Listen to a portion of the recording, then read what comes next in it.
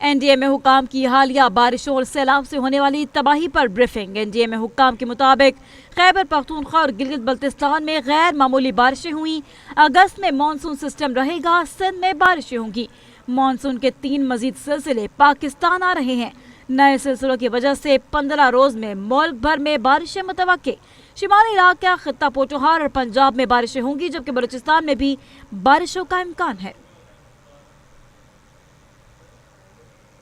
25 سے سٹارٹ ہو گئی تھی تیاری مانسون کے لیے، اور اس کے اندر ہم نے تمام پروونشل گورنمنٹس کے ساتھ مل کے، PDMS کے ساتھ مل کے ملٹیپل کانفرنسز، ایکسرسائزز، اور اس کے بعد ہم نے ایک national level contingency plan monsoon کی تیاری کے لیے ایشو کیا جب ہمیں تھریٹ کی ارلی وارننگ مل گئی، اور اس کے لیے 25 جون سے ہم نے پھر اس کی مانیٹرنگ شروع کر دی۔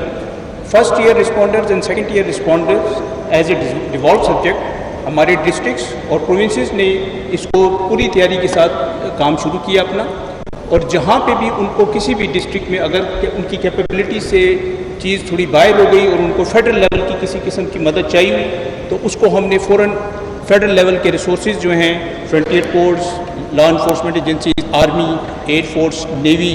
یہ ان کو کوآرڈینیٹ کر کے دیا اور ان کو ریسکیو آپریشن میں مدد کی۔ ٹیم انڈیا میں کا ایک اہم کام جو کہ امن میں بھی ہوتا ہے وہ ہے فلاحی اداروں یعنی NGOs اور INGOs کا مسلسل رابطہ رکھنا، ان کو آن بورڈ رکھنا۔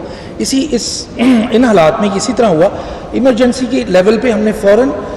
تمام فلاحی اداروں اور NGOs INGOs کو آن بورڈ لیا، ان سے رابطہ کیا اور ان کو بتایا، ان کو سچویشن پہلے ایکسپلین کی کہ اس وقت سچویشن کتنی خراب ہے کن علاقوں میں۔ اس کے لیے ایمرجنسی میں ہم نے ایک پورٹل بھی، آپ کا میں توجہ اس طرف چاہتا ہوں، آپ سامنے دیکھیے گا، اس پہ ان پورٹل پہ ہم نے فوراً اپنی ریلیف ایکٹیویٹیز کو بھی ہماری ایڈوائزری ایشو ہوتی ہے ٹیک ونگ سے کہ اب ہونے کیا والا ہے، مثال کے ادھر اس علاقے کو ہم فوراً ہائی لائٹ کرتے ہیں، اور وہاں پر چونکہ ہمارے پاس پہلے ڈیٹا بیس ہے کہ وہاں پر کون سی NGOs آلریڈی کام کر رہی ہیں، ہم نے کیا کیا ہے، جس طرح آج جو ایڈوائزری ایشو ہوئی تھی، ہم نے فوراً اس علاقے کی NGOs کو فوراً سینسٹائز کیا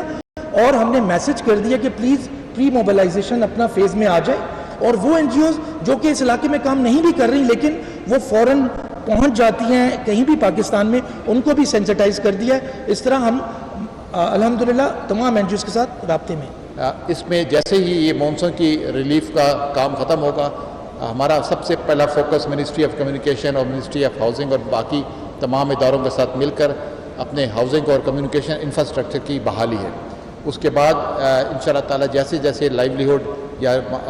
نارمل پہ آئے گا، ہم اگلے انشاءاللہ تعالی مانسون سے پہلے ان تمام اقدامات کو بروئے کار لانے کی کوشش کریں گے جو ہم نے اس سال 2025 میں نوٹ کیے ہیں، اور یہ انشاءاللہ تعالی آگے آنے والے دنوں میں ہمارے نقصان کو کم